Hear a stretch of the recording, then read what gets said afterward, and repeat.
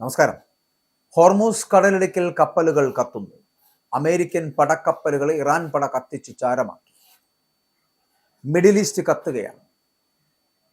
Hormuz കടലിടുക്ക് പൂർണ്ണമായിട്ടും Iran അടച്ചു കഴിഞ്ഞു. അമേരിക്കൻ പടക്കപ്പലുകളെ ഇറാൻ പട ഹോർമൂസ് കടലിടുക്കിൽ കത്തിച്ച് ചാരമാക്കുകയാണ്.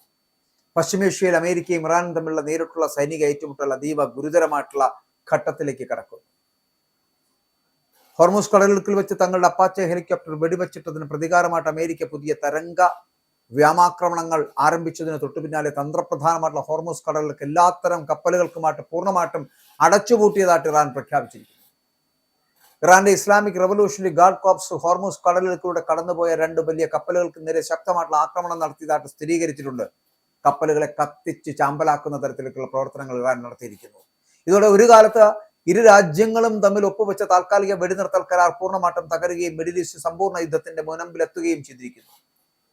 അമേരിക്കയുടെ ഭാഗത്തു നിന്നും തുടർച്ചയായിട്ടുണ്ടാകുന്ന കടന്നുകയറ്റങ്ങൾക്കും പ്രകോപനങ്ങൾക്കും മറുപടിയായിട്ടാണ് അന്താരാഷ്ട്ര കപ്പൽപാത അടയ്ക്കാൻ ഇറാൻ തുനിഞ്ഞതെന്ന് ടെഹ്റാൻ ഔദ്യോഗികമായിട്ട് അറിയിക്കുകയും ചെയ്തിരിക്കുന്നു. എന്നാൽ ഇറാന്റെ പ്രഖ്യാപനങ്ങളെ തള്ളിക്കൊണ്ട് US സെൻട്രൽ കമാൻഡ് രംഗത്തെത്തുകയാണ്. ഹോർമൂസ് കടലിടുക്കിലൂടെ വാണിജ്യ കപ്പലുകളുടെ ഗതാഗതം ഇപ്പോഴും തടസ്സമില്ലാതെ തുടരുന്നുണ്ട് എന്നാണ് അമേരിക്കൻ സൈന്യത്തിന്റെ അവകാശവാദം പോലും. എങ്കിലും കടലിടുക്ക് അടച്ചതായുള്ള ഇറാന്റെ പ്രഖ്യാപനം പുറത്തു വന്നതിന് തൊട്ടു പിന്നാലെ ആഗോള വിപണിയിൽ അസംസ്കൃത എണ്ണവില കുതിച്ചുയരുന്ന ഒരു സാഹചര്യത്തിലേക്ക് എത്തിയിരിക്കുന്നു. അന്താരാഷ്ട്ര വിപണിയിലെ മാനദണ്ഡമായിട്ടുള്ള ബ്രന്റ് ക്രൂഡ് ഓയിൽ അതിന്റെ വില 2% വർദ്ധിച്ച് ബാരലിന് $95 കടന്ന് മുന്നേറുകയാണ്.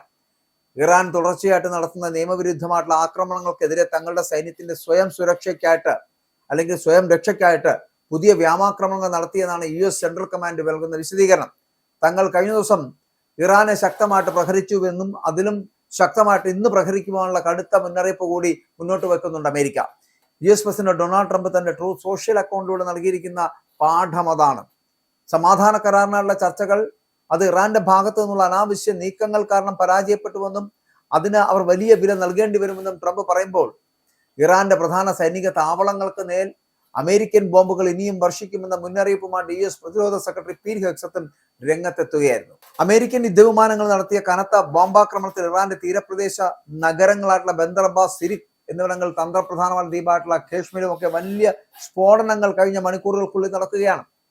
ഇറാന്റെ വ്യോമ പ്രതിരോധ സംവിധാനങ്ങളെയും നിരീക്ഷണ റഡാറുകളെയും ലക്ഷ്യമിട്ടായിരുന്നു US ആക്രമണങ്ങളെങ്കിലും തങ്ങളുടെ പ്രദേശത്തെ ജനവാസ മേഖലകളെയാണ് അമേരിക്ക ലക്ഷ്യം വെച്ചത് എന്നുള്ള ആരോപണങ്ങളടക്കം വരുന്നുണ്ട്. അപ്പോൾ അമേരിക്കൻ ഭരണകൂടം പരസ്പര വിരുദ്ധമായിട്ടുള്ള സന്ദേശങ്ങൾ നൽകിക്കൊണ്ട് നയതന്ത്ര ചർച്ചകളെ മനഃപൂർവ്വം അട്ടിമറിക്കുകയാണ് എന്ന് ഇറാന്റെ വിദേശകാര്യ മന്ത്രാലയം കുറ്റപ്പെടുത്തുകയാണ്. അമേരിക്കയുടെ യാതൊരുവിധ ഭീഷണികൾക്കും സമ്മർദ്ദങ്ങൾക്കും മുന്നിൽ തങ്ങൾ വഴങ്ങില്ല എന്ന് ഇറാൻ പ്രസിഡന്റ് മസൂദ് പെസഷ്കിയാനും വ്യക്തമാക്കിയിരിക്കുകയാണ്.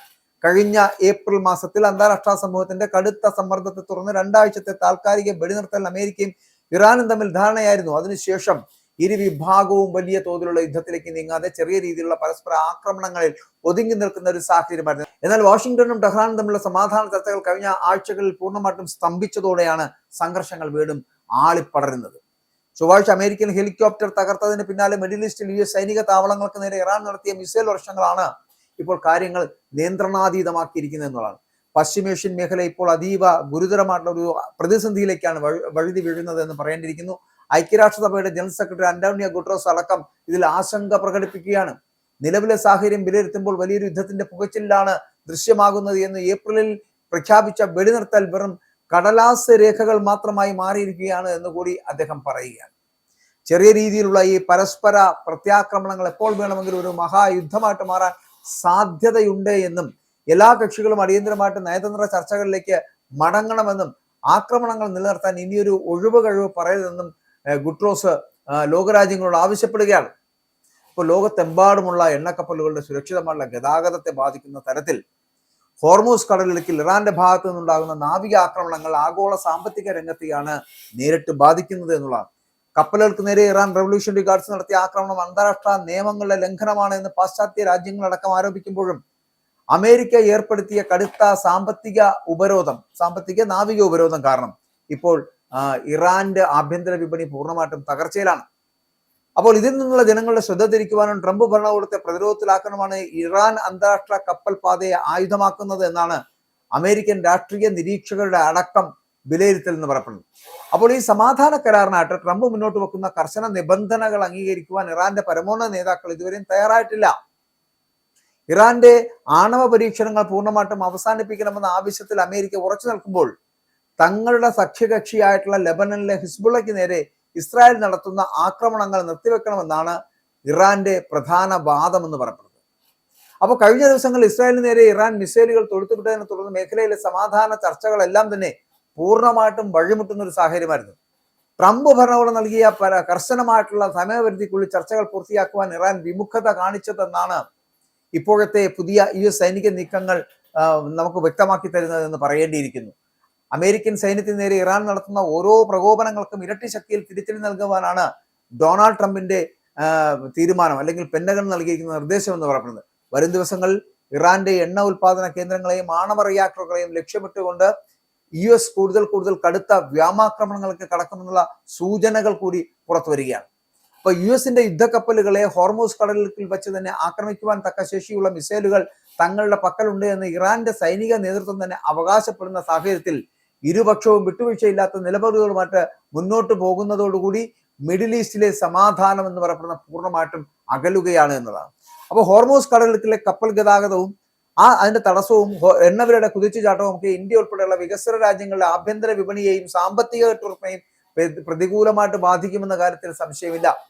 അന്താരാഷ്ട്ര തലത്തിൽ നയതന്ത്ര ചർച്ചകൾ ഉടനടി പുനരാരംഭിച്ചില്ല എങ്കിൽ കാര്യങ്ങൾ ഒരു മൂന്നാം ലോക മഹായുദ്ധത്തിന്റെ ഭീതിയിലേക്ക് മിഡിൽ ഈസ്റ്റിനെ കൊണ്ട് ചെന്നെത്തിക്കും, തള്ളിവിടും എന്നാണ് പ്രമുഖ അന്താരാഷ്ട്ര ഏജൻസികൾ അടക്കം നൽകുന്ന മുന്നറിയിപ്പ്. അപ്പോൾ വരും മണിക്കൂറുകളിൽ ഐക്യരാഷ്ട്രസഭയുടെ സുരക്ഷാ ക്രമീകരണങ്ങൾ അത് അടിയന്തരമായിട്ട് യോഗം ചേർന്ന് മിഡിൽ ഈസ്റ്റിലെ പുതിയ സ്ഥിതിഗതികൾ വിലയിരുത്തുമെന്നാണ് പുറത്തു വരുന്ന ഏറ്റവും പുതിയ റിപ്പോർട്ടുകൾ എന്ന് പറയപ്പെടുന്നത്. അപ്പോഴും ഈ ഹോർമൂസ് കടലിടുക്കിന്റെ തീരത്ത് ഇറാന്റെ കപ്പൽപ്പട നടത്തുന്ന തേരോട്ടം അതിനെ നിലയ്ക്ക് നിർത്തുവാൻ അമേരിക്കയ്ക്കോ മറ്റു രാജ്യങ്ങൾക്കോ കഴിയുന്നില്ല എന്നുള്ളതാണ്. അവിടെയാണ് ഹോർമൂസ് കടലിടുക്കിൽ കപ്പലുകൾ കത്തിച്ചാരമാകുന്ന തരത്തിലേക്ക് എത്തപ്പെടുന്നതും അമേരിക്കൻ പടക്കപ്പലുകൾ ഇറാൻ പട കത്തിച്ച് ചാരമാക്കി പോകുന്ന ഒരു സ്ഥിതിവിശേഷത്തിലേക്ക് ഹോർമൂസ് കടലിടുക്ക് എത്തിച്ചേരുന്നതും.